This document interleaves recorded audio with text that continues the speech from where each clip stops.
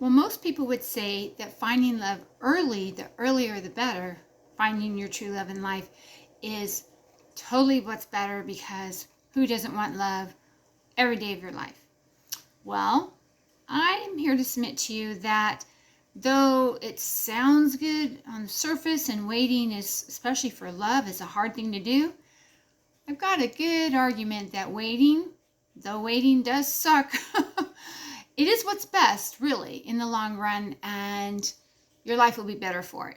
Hi, everyone. I'm Susanna, and I'm an inspirational coach and an author, and I'm here to go over some details with you that can make your life easier and really, as it says there, how to overcome the pain of waiting. So, I've seen in my life, it was actually, I had a distant relative. She married very young. She was a lot older than me. And her husband had passed away. She married as a teenager, older teenager, and very, very old school. And her spouse died when I was a little kid. So this is, some time back. And when her husband died, she had no clue how to even write a check. How sad that is. And I remember one time, some years ago, I was at a gas station. These days it's all pump, yourself, right? I mean, you've seen in the movies where they'll pump for you, but those are really old movies. And this lady was older, not elderly, but older, probably in her early to mid 60s. And she was driving a very nice car. And I just got the impression, there was no wedding rings on. And when I arrived there at the gas station by myself, I didn't have anybody with me. I saw her standing at the pump, staring at it. Bless her heart, trying to figure out how to use it. And I was like, I immediately thanked the Lord that I was the one that found her there like that. Because it would have been so easy to make fun of her, to trash her, to treat her like she's an idiot. And that is just all wrong and flat out evil to do that to somebody. And I had compassion for her. I remembered the elderly, distant relative, and just understanding that, if you marry super young and your spouse does all these things for you, it seems very chivalrous and wonderful until they're gone. Whether they pass away, have a stroke, or some other, these days the dementia and Alzheimer's sadly is very, very, I don't want to say dominant, because I'm not going to claim that, but it's a lot. It's out there quite a bit. So many ways, even if your spouse doesn't actually pass away, they can become incapacitated and not be able to do the things they used to be able to do, and you can find yourself in a position of basics that you don't know how to do. And so I got out, and I was very kind and patient, and asked if she needed help, to get gas. And she said yes, and she was glad for the help, but she had dignity. She held herself with dignity, and she said, that she would, she said she kind of laughed a little bit, kind of a little bit embarrassed, but still with dignity. She had good pride, and said she hadn't ever done that before. And I said, no worries. There's a first time for everyone. And so I explained the pump to her and how to use it, and helped her. And I treated her with dignity and respect. And that's the way we should treat one another. And again, I just thanked my Jesus the whole time that it was me and no one else that was there. Because honestly, there's not very many people that would have done that. There are good people. I'm not saying I'm the only good, decent, kind person out there. But it would have been very easy to treat that woman with contempt. And that's wrong. And at the very least, disrespectful. But if you think about it, we see there's nothing wrong with someone opening the doors for us. There's, whether it's a man or a woman, right? But there's nothing wrong with, things being done for us, helping us out. When I was married, my then husband, he thought, his job was to do the yard work. I'm like, great. But he also thought my job was to do all of the housework. And we both worked outside of the home. And I actually earned way more than him for the majority of the marriage. And even if I didn't, I was working outside of the home. He was working outside of the home. So, to go and mow the lawn once a week doesn't make up for laundry, cooking, cleaning every day. I mean, laundry every couple of days. And, especially as the kids came along and such. And, it's just interesting what people think are their jobs and what's not their job. And I, at that point, had never had a house where there was a yard to be kept, except for when I was a little kid. My dad had left, so my mom had hired a neighbor teenager, and he would come and mow the lawn for us. But ever since then, we were on my grandpa's property. We were in the boondocks in Kodiak Island, in the house. I mean, where all the houses we had after that, as in my childhood, and were all about no yards to deal with for one way or the other. But, I taught myself, and he was, I wasn't helpless in that. He did the yard. I'm like, okay, that's fine. But there were two orange trees on the side of the house, and one of them was really nasty and messed up on the side. It was obviously had some type of infection or something because it was icky. And the other half of the tree was fine. So I read up on it, did some research. And so basically everything that I saw, said that it had gotten some type of, I forget what it was. Anyway, whatever you call it for a tree, some kind of infection that you had to cut off that side of the tree. And it was a pretty bushy canopy. So I cut it off. And one day he was working on a Saturday, and I was working 5 days a week. That week he worked on a sixth day. So I went outside and I got the handsaw and all that, and I'd also got the white paint to paint over where you cut it off. I mean, you find out. I'm a person, I've changed my own oil filter, all these things, changed my own battery cable. I did all that long before I was ever married, so I was never helpless. So it's very important to learn these things. And when he came, he had a pickup at the time. I had a car, and they were in the driveway. So I cut off half the tree. There were two orange trees. One was fine. One had half a canopy of infection. So I cut off all the bad part, drug it around through the gate, loaded it up into the pickup truck, and it looked like a lot. The whole back of the pickup truck was full of orange tree branches, a lot of them. And again, I went out and I put the paint, the healing stuff that you're supposed to put, whatever it's officially called, over all the cut spots and things.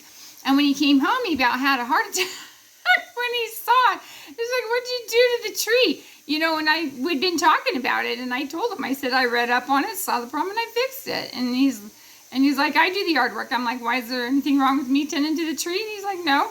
And so what was funny was when when it came time for oranges to come, that tree that had not fruited or had a few gross oranges, man, that thing just took off, and it had so much fruit and super nice, super sweet oranges, best oranges we had while we were there in that house off that tree. Best oranges, super good oranges. So the thing is that there's nothing wrong in relying on someone else. There's nothing wrong with each person having their own thing. But,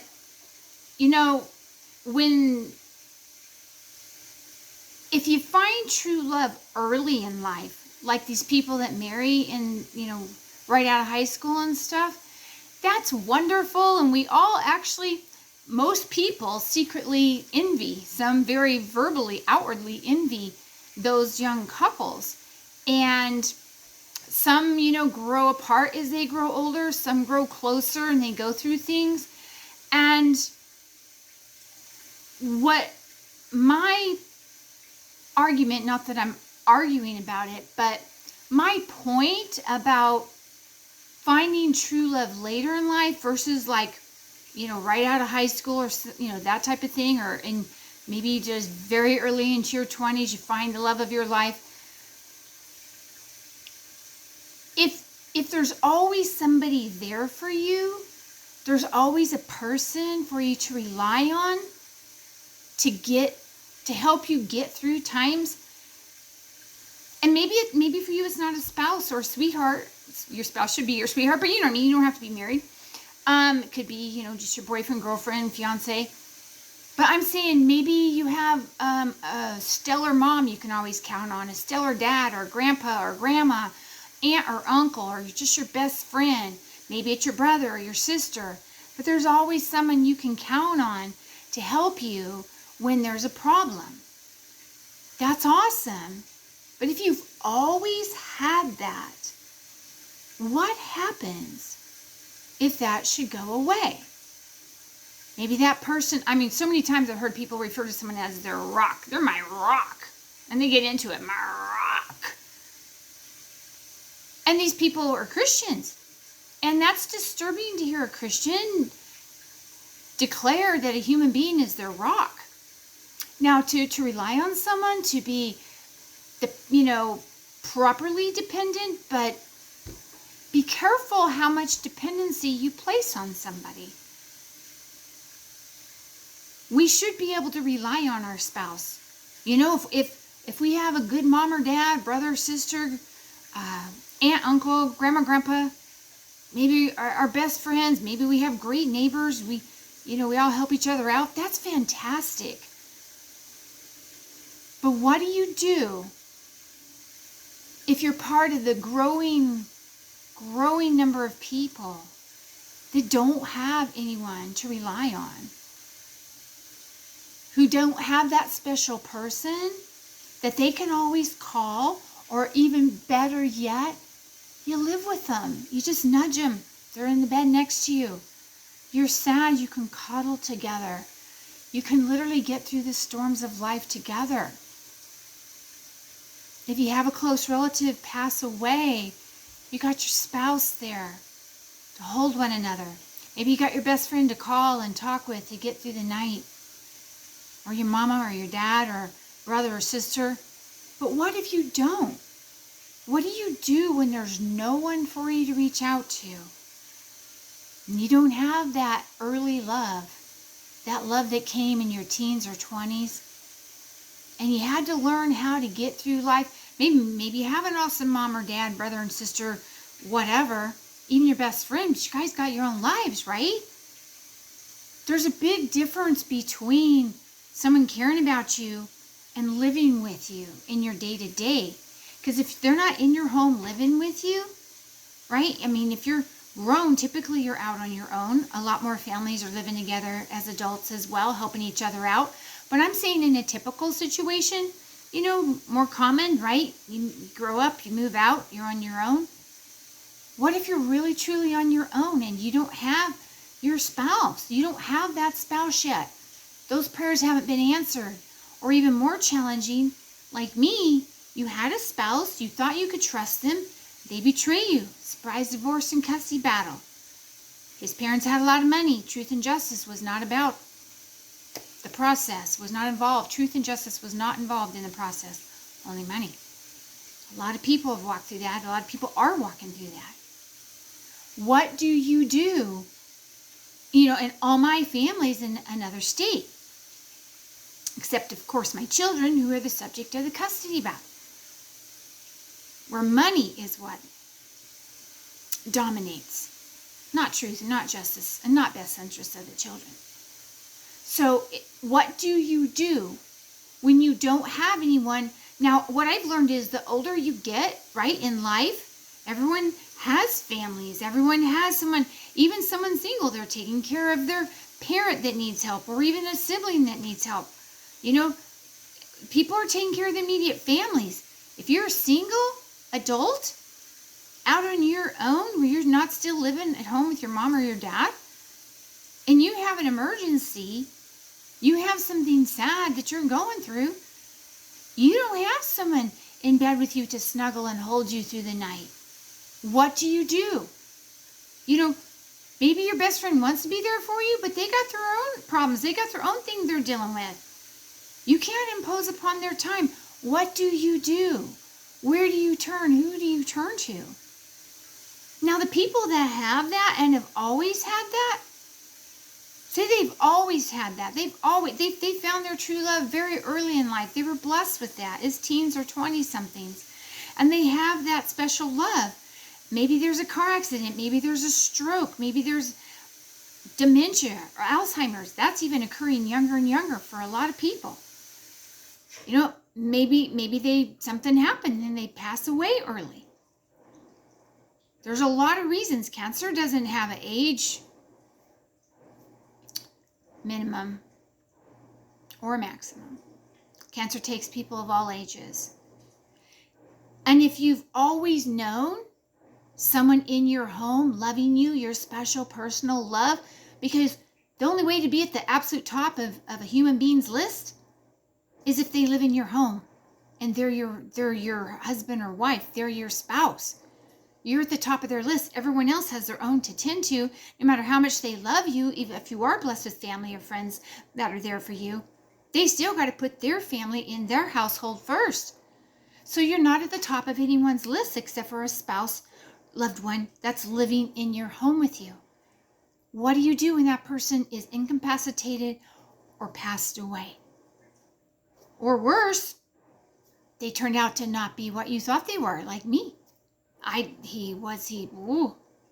Turned out to not be what I thought and hoped and prayed he was. Not at all. And they just leave and do a lot of dirty, nasty on the way out. So what do you do when you're by yourself? So if you've had to wait, and this is where it comes to how to learn to be grateful for the waiting. If you've had to learn to wait for that special person, and honestly, in a weird way, it's even like if you had a spouse the first time and there's a divorce and stuff and horrible, and you know what it's like to have the bad one. You know what it's like when the good one comes along. I mean, I'm appreciative. I'm sure you are too, that we are so grateful for the true, good, real people, to get a spouse that's truly good. And, you know, we appreciate them all the more when they come if we've had a horrible one. We appreciate them all the more when they come into our lives, when the Lord blesses us with that kind of love just for us. That special person that we're at the top of their list, they're at the top of our list. They're always there for each other. We can snuggle through the storms if we've learned how to walk through by ourselves, if we've learned how to get through those times alone first. How do you learn to get through those times alone first? Well, if Jesus is truly your Savior, you turn to Him. And there's that saying, I know that sounds weird, but Jesus can be your spouse. He fills that void. Obviously not in a sexual way. That's weird. I mean, He's Spirit. He's in heaven now, right? But through Holy Spirit, Jesus is in our hearts. And He's there with us. And He sent people to me at the right time to help me when I needed human intervention. But when I needed to be held through the night to get through sorrow and suffering, you know, surprise, divorce, and custody battle, you're fighting for your children. Suddenly your home is quiet where it was once filled with the sound of child laughter and play. How do you deal with that unfathomable sorrow and not let it destroy you? If Jesus is your Savior, you grab onto Him with both hands and in your heart, and you hold on to Him, and you fall asleep in Jesus' arms, and you press in. Because when those situations that are tribulations, because problems are short-lived, tribulations go on for years, suffering that goes on for years. How do you go through that without being destroyed? We go through that by hanging on to Jesus, by learning to fall asleep in Jesus' arms when there's no human arms to hold us. And men want to be held just as much as women. And so when we're finally blessed with that spouse that is our true love, that does truly love us, that doesn't have an ulterior motive, an ulterior plan, an alternate plan, plotting and planning against us, who does truly love us, and love honors and respects us, and that we can really rely on, and they rely on us, and we're at the top of each other's list, and the only one above us in each other's hearts and lives is Jesus. And Jesus is at the center of our marriage, the center of our relationship. How we get through to then is holding on to Jesus. And then when he gives us that special love,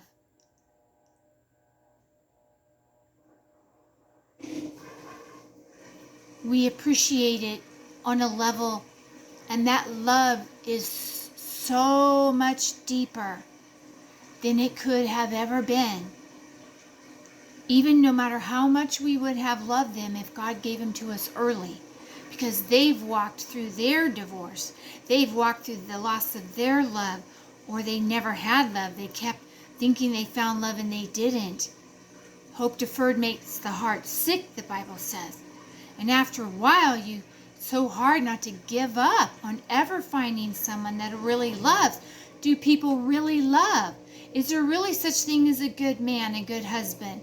Us women can think sometimes, and you men can think sometimes, because there's a lot of scary women out there these days. Goodness sake alive, I've seen it. And then the men, you say, is there really such thing as a good woman? Now, good woman, good man that are single, our age, take good care of themselves and love Jesus. That truly, truly, truly love Jesus. And they want to love us. They want to put us first, second only to Jesus. So when we learn how to get through the hard times and the sorrows and the sufferings, and we share things, there's certain things you ought to share, right? We should know how to pump our own gas and write a check, balance our checkbook, take care of the finances, pay a bill. We should know how to do this. We should teach our children how to do this. The husband should know this, the wife should know this. These are basic things. The things that we can rely on one another to do, that's great, but that's fantastic. But don't let it be the basic things that's going to leave your spouse in a bit of a situation if the worst were to happen to you. But most of all, how we learn to wait for God's best is, again, by pressing into our Jesus and holding on to him and letting him hold us. And know that when that true love does come, even if he or she is with us for a long time, lots of years, or a short time, and they pass away or become incapacitated, even though we feel like we're going to die, we're not going to make it through that time, we know we will, because we already know how. We've already done that in the beginning of our lives, in the early part of our lives. So it is a huge blessing to be blessed with true romantic love, our special person to love us in teens and 20s, the early part of life, throughout our life. But those that are blessed in that way, they're still in a very vulnerable position for when that person no longer can function in their life, either through death or some other type of incapacitation like a stroke or Alzheimer's, or God forbid they turn out again to be not what and who they thought they were. But the true love is what I'm talking about. True love. Keep in mind that even if you've had Jesus all your life and you've had the love of your life since you were teenagers, maybe since kindergarten, you grew up together and you were blessed to have that one true love, both of you, all your life, and you've learned and you've grown together, not apart, and you've grown in Jesus. When one of you becomes incapacitated or passes away out of this life into heaven, if you keep Jesus as your strength and don't allow yourself to 100% rely on that person as your rock, if in your soul of souls, your heart of hearts, as much as you can rely and trust in your spouse, whether, again, you've known him since kindergarten, loved him, and they loved you since kindergarten, or if you didn't meet him till your 50s or 60s.